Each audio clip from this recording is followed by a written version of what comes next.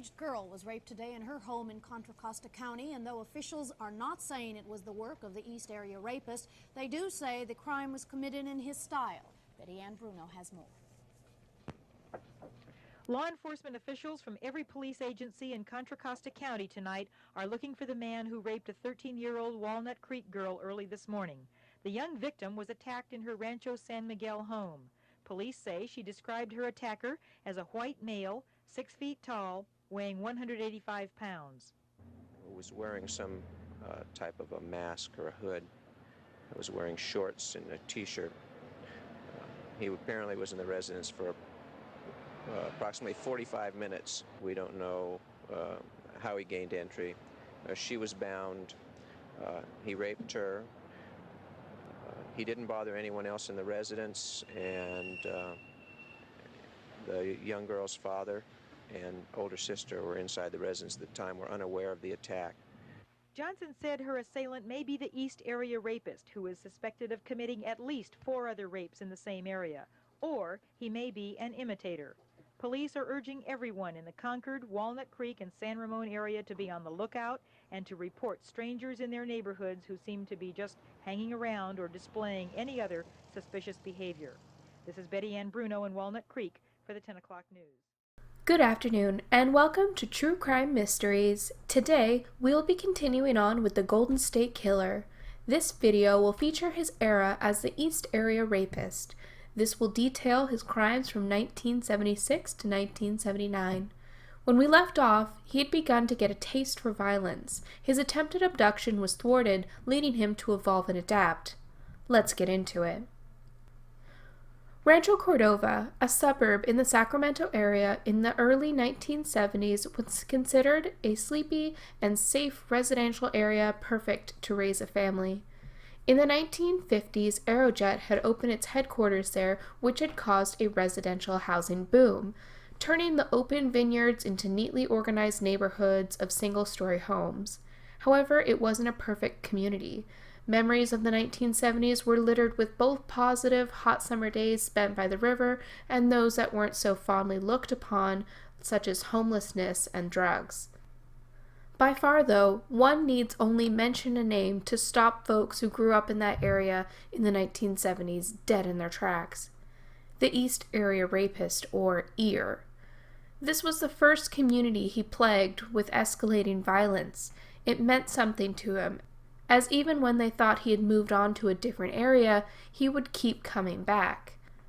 Many who investigated his crimes believed this to be where he had lived. This was home. His first attack was on June 18, 1976. A call came into the Rancho Cordova Police Department at 5 a.m. from a 23-year-old woman. She had managed to walk backwards and knock the phone onto the floor, searching for zero with numb fingers. Her hands were tied behind her back, tied so tightly that she had lost circulation. She was calling to report a home invasion and sexual assault. She told police she had awoken to a man standing in her doorway. She had initially thought she was dreaming, thinking to herself, "Who wears a ski mask in Sacramento in June?"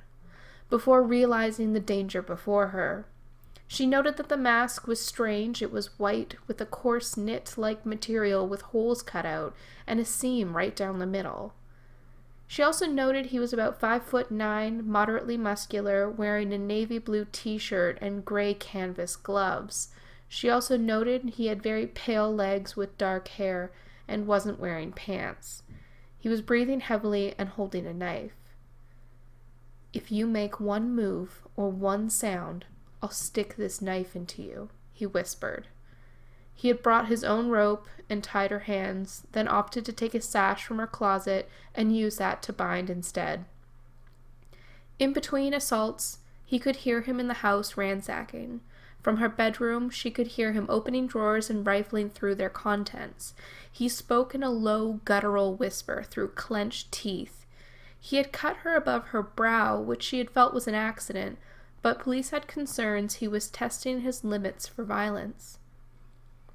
In the weeks leading up to the attacks, what would later be noted as a trend, his first victim had seen an older, dark, medium-sized American-made car drive by her house several times. She could never make out a face, but she had felt she was being watched. She had also started to receive frequent hang-up calls. Police had initially felt that the attacker was some kid, a punk who would be caught quickly. But there was something about this rapist that was different than others.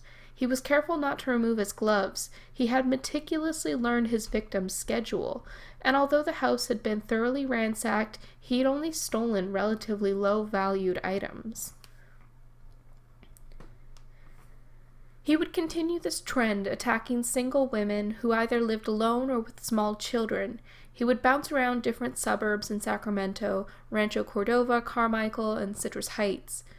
It would follow a similar pattern: calls of a prowler, shoe prints spotted under windowsills, homes being ransacked but nothing of value stolen, repeated dropped calls. Occasionally those who answered the phone would hear breathing, sometimes threats like, "I'll kill your husband." Hello? Hello?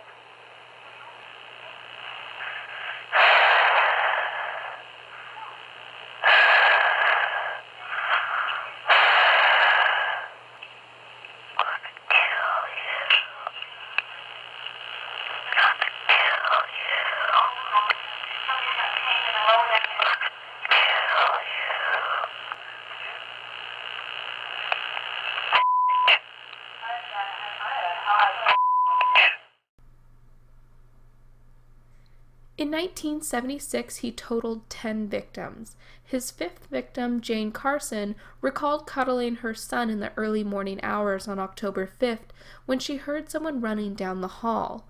Her husband, a captain in the Air Force, had just left for work moments ago, and she had assumed he had forgotten something.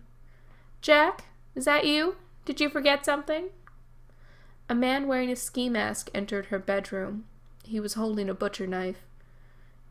Jane had been sitting up in bed, her 3-year-old sleeping next to her.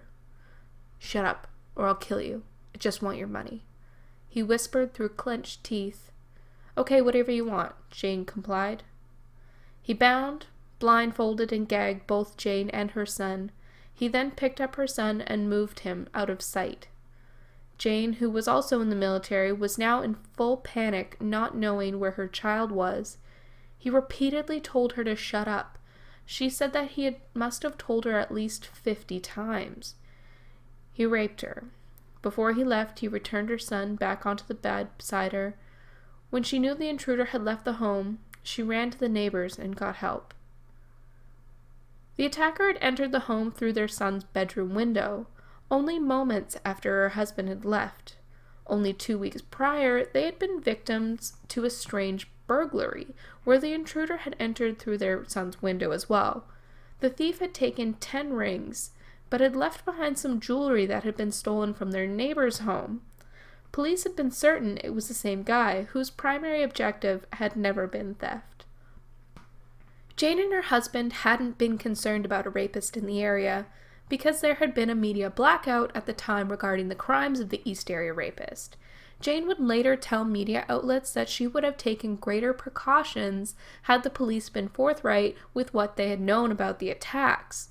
Rumors had swirled about the attacks, and because of the blackout, the police couldn't dispute the rumors, and the strange details began to emerge about the ear-mutilating victims. He had began targeting more affluent neighborhoods, perhaps because of the lack of accurate press about him. He attacked twice in one night. One of the victims was a housewife in Carmichael. Police felt he was pushing into the nicer neighborhoods to get more attention. In the 1970s, there was a dramatic uptick of crime in California. Most detectives who worked that decade referred to it as the dark times. His first crime had been reported, but once police realized they were dealing with a serial rapist, they opted to enforce a media blackout as to not validate him with the press or scare him off from the region. October had brought 3 more attacks after Jane's. The 1970s was a time long before we had departments dedicated to sex crimes, long before there was criminal profiling, where terms like signature behaviors and rituals were used to distinguish offenders from one another. In Jane's attack, like the attacks before, he had cut her just on her shoulder. Police believed he was suppressing an urge to inflict more pain. And in the attacks following Jane's, he would begin clicking scissors and threatening to cut off toes. He would stab the bed next to victims, and psychological torment became a new signature for the ear. He would use the names of his victims, mention personal information such as their high school to torment them, making them believe they knew their attacker. He would stand silently, sometimes for hours, making his victims believe he had left before making a noise to indicate he was still there. The ear was always described the same: white, 5'9", late teens or early 20s, medium athletic build. He would speak in a clenched whisper. He had a very small penis. He spoke in a hurried manner, but physically moved in a completely leisurely way. He would drape towels over TVs or lamps, as lighting seemed to be important, and he had very specific psychosexual needs. He would bind his victim, often multiple times, and he would use different materials. He never fondled his victims and would question the victim while assaulting. He asked Jane while assaulting her, "Is this like the captain's?" referring to her husband. When he was raping her, he would snap at her directions. "Put some emotion into that," he ordered, "or I'll use my knife." It hadn't been normal for a ski-masked rapist to be so devoted to recon. This was the police's greatest concern.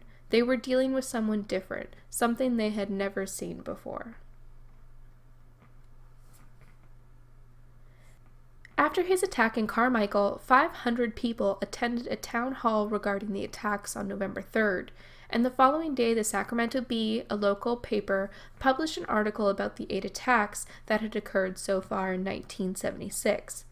The detectives awkwardly fielded questions they had no answers to and reminded people to be vigilant of their neighborhoods. They had never anticipated so many people to attend, and the gymnasium was packed with people. A teenage victim was watching TV in the den of her family home when a man came up behind her. He instructed her to exit the house with him, leading her down an embankment to a cement drainage ditch. He had asked her if she went to American River College, and she said no. He asked again, and she said no. This aggravated him, and he ran off. He seemed to think she was someone else. She noted to detectives that she resembled an older neighbor who had attended American River College but had transferred recently. The detectives noted the precision timing again. Her parents had just left, and she was supposed to be picked up for a date in an hour.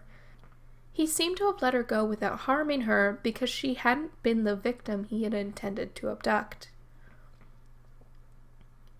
Another teenage victim had been given a stack of yearbooks from high schools near the Rancho Cordova area, and from the 1974 edition of the Folsom High School, she pointed at a boy's picture saying, "This looks most like him." She was one of the victims that managed to get a good look at his face because he had worn a ski mask with the center cut out. They ran down the kid and took him in for questioning, but it wasn't him. Had they gone back another decade, however, they may have had better luck. Detective Shelby had been on the right track, looking for a Rancho Cordova local. His victims ranged in ages from 13 to 42, and 1977 marked a turning point for the ear. The Sacramento Bee did an article warning single women and how to protect themselves, and they wrote, "The East Area rapist has never attacked when there was a man in the house." However, after that article, almost as if it had been a challenge, the ear began attacking couples. He was reading the news articles about him. If they noted a particular trend, he would adapt. Some speculated he would even change his appearance. If it was written he was pale, the next attacks were carried out by a man who was more tanned. His hair went from short to blonde. There was really no doubt he was reading his press. His attacks on couples was clearly an escalation point in the ear's criminal career. 11 attacks in a row. He would get the female to bind the man and then separate the two, often bringing the woman to the living room. He would get the man on all fours and stack teacups and saucers on their backs, saying, "If I hear these rattle or crash, I'll kill her." The attacks would look the same: shoelace bindings, wrists tied so tight they were bruised, empty beer cans, and food eaten. He took his time, often staying in the house for hours and assaulting the victim multiple times. He would ransack the home, opening cupboards and drawers, stealing engraved jewelry and stamp or coin collections, photos, occasionally money, but never took anything valuable. Most items would be found later, dumped somewhere nearby. He had told one of his victims he had been in the army. This had already been a line of theories from the detectives. There were 4 military bases around Sacramento and 1 Air Force base. Many of his victims also either were or had previously served in the military at one point and described his demeanor as someone who had a background in the armed forces. And then there was his patience for recon, opening up multiple exits, stalking the potential victim for weeks. The dishes trick was a technique commonly used in the Vietnam War. He would also turn off air conditioning units to be able to hear better, in addition to his preferences for knives and how proficient he was with knots. There was also a suspicion that the ear was one of them. He was almost always one step ahead of the police. Treetop cameras were placed in the neighborhoods they felt was most likely to attack. They had depleted their entire overtime budget by having extra patrol cars patrolling the neighborhoods. If the police were focusing on one neighborhood, the ear would strike in another. He also seemed more knowledgeable in police techniques than the average citizen. He always wore gloves, seemed to know where police would be and when they were patrolling, and he even shouted at a victim to freeze as she'd been scurrying to the telephone. They just never seemed to be able to catch a break. The people of Sacramento began cutting tree limbs, removing shrubbery, and anything that could hide a prowler. People were installing floodlights, lighting up entire neighborhoods. Over 3,000 guns were sold in a 3-month span. Households began sleeping in shifts, or people were not sleeping at all in the hours between 1 a.m. and 5 a.m. People began putting bars on their windows. People would gather in groups for neighborhood watch stakeouts. No one was safe, and it seemed the whole community was on high alert. On May 17, 1977, police were called to Carmichael. A man stood on the side of the road, a shoelace binding dangling from his wrist. The man spoke in a thick Italian accent, and the officer, Richard Shelby, recognized him immediately. He had been at the town hall meeting about the attackers 6 months previously. He had spoken out about the East Area Rapist and the investigators. The ear had been at that meeting. He had seemingly chosen this victim as a challenge. After what was the 42nd attack in Dansville, investigators were searching an area that a neighbor had reported seeing a suspicious vehicle the previous day, and they discovered 3 sheets of paper torn out of a notebook. The first sheet appeared to be some homework, an essay on General George Armstrong Custer. The other sheets were journal-styled writing about how the author had been made to write lines about their teacher and how angry it had made him. The letters are now called "Mad is the Word," and although it is unclear if it belonged to the ear, investigators did use it to try and find a suspect. The author specified having a male teacher, and assuming he went to a school in the local area, there hadn't been a lot of male teachers at that time, but this didn't turn up any leads. The last page was a hand-drawn map of what appeared to be a suburban neighborhood with the word punishment scrawled on the reverse. They couldn't determine what neighborhood it was, but it revealed the artist had a strong knowledge of architectural layout and landscape design. Police began to look into anyone who might have done security for development projects or cartographers, anyone who would have a valid reason for being in a neighborhood for extended periods of time. A lot of areas the ear hit were usually adjacent to building developments. Ultimately, the police felt that the neighborhood that was drawn was more of a fantasy if it had been the ear who had drawn it, as it didn't actually exist. Brian Maggiore was out for a walk with his wife Katie and their dog. They were in high spirits celebrating a promotion where Brian, an administrative specialist with the Air Force, had just received word he was being posted to Germany. It was about 9 p.m., blocks from their apartment in Rancho Cordova, when they encountered a man prowling in the dark. There was a brief exchange. It is believed that Brian chased the prowler into a nearby backyard. Brian, who was 6'1", had a solid 50 pounds on the prowler. He was closing in on the suspect when the prowler produced a gun and shot Brian in the chest.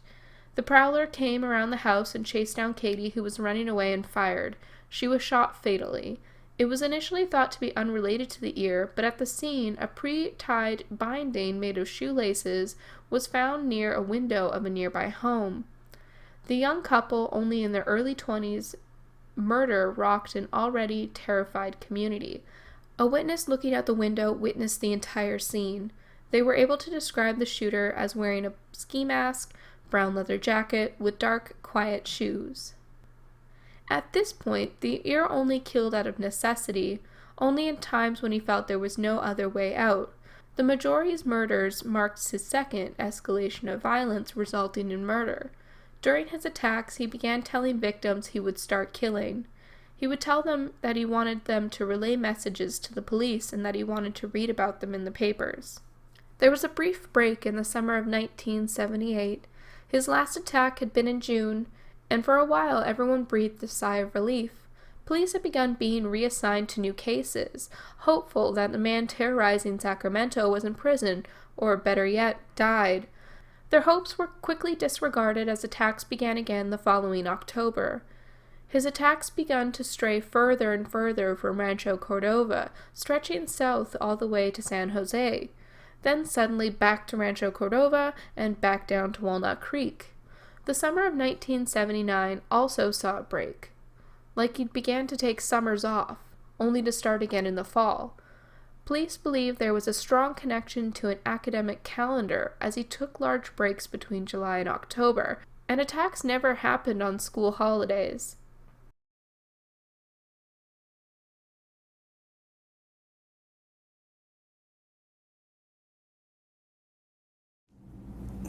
I didn't hear him come in, I didn't hear anything, and all of a sudden there was someone standing in my door, the bedroom door, and I looked up and I thought it was my dad at first, because he drives weird hours and he might have come in early because it was early in the morning.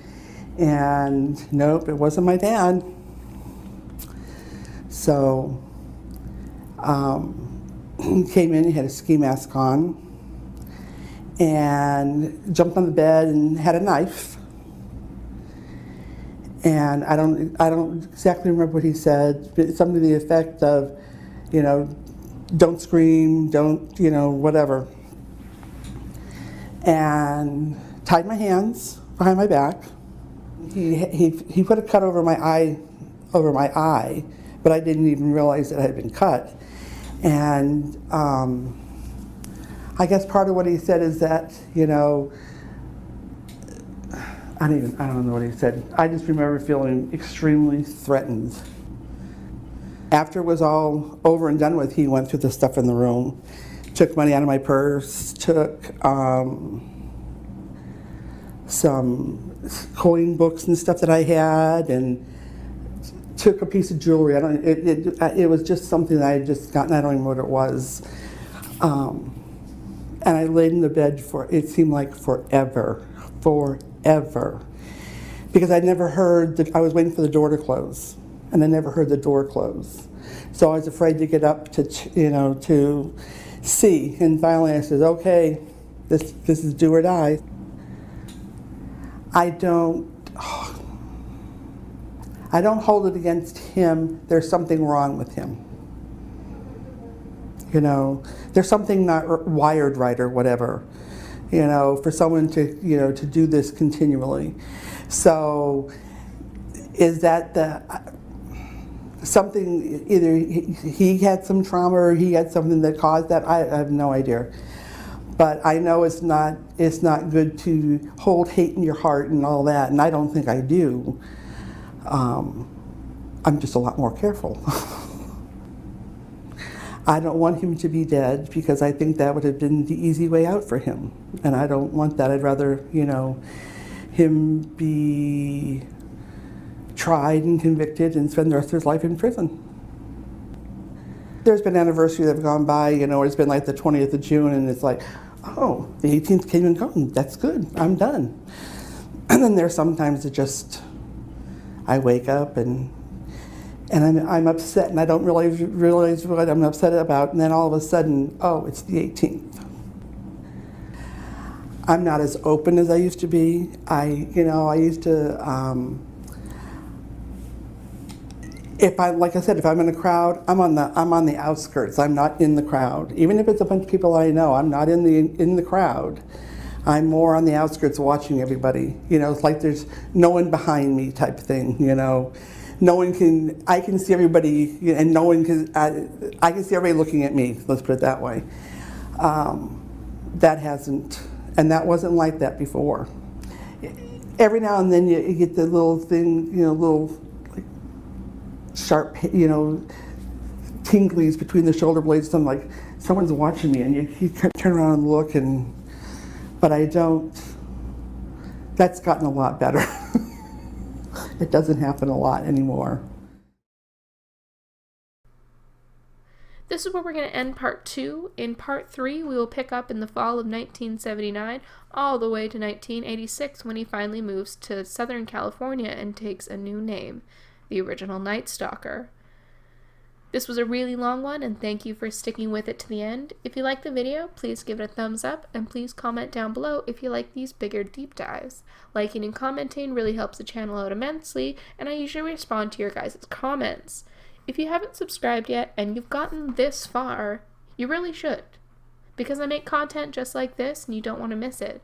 Thank you everyone who has gone in the description box and clicked those links and donated. It's hugely appreciated. This is going to be it for me. I will see you all very soon for part 3. It won't take quite as long as this one because it's not quite as many crimes, which is great. I'm excited to wrap this series up and move on to something a little less dark. Anyway, that's going to be it. Bye for now.